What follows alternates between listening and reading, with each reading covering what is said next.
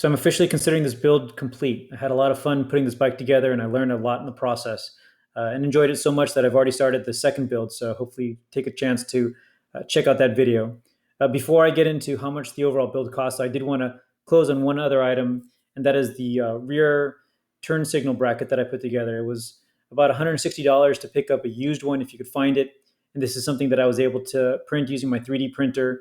And I'll put the link to the Thingiverse print. So if you're interested in putting one together, you can print it out yourself pretty easily. It's really strong, lines up really nice with the frame of the bike, and has holes for regular 10 millimeter turn signals. The width ends up being the same as it was for the front MX turn signals, so that it looks nice and has a lot of symmetry. But overall, I'm really happy with the way that it looks. And once the seat's down, you can barely see the bracket anyway, but the taillights sit neatly outside of it. I also wanted to mention again how great this center kickstand is.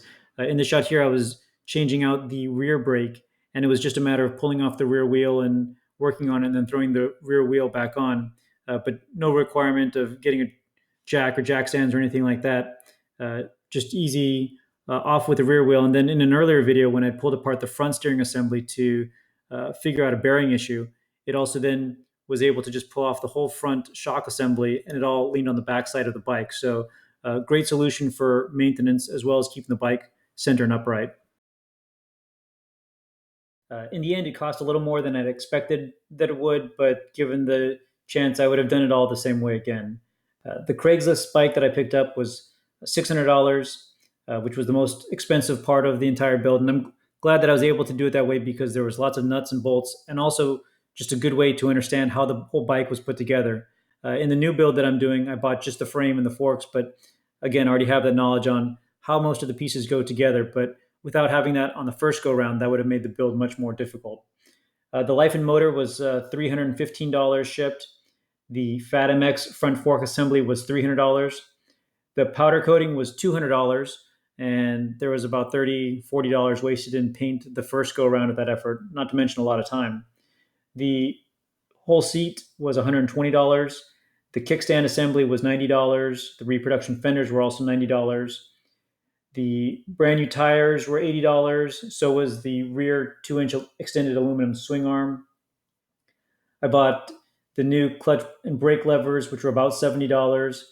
All of the reproduction stickers cost $60, and part of that was because I had to buy some of them twice once I decided to powder coat after it was already painted.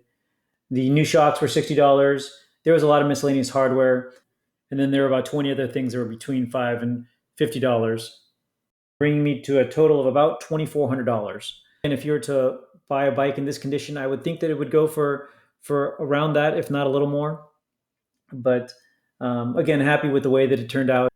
So this bike isn't explicitly for sale, but if anybody's interested in it, feel free to send me offers. I'm building this next bike, and I imagine between the two, I'm not going to keep both. So thank you again for all the support, the comments, and the subscriptions.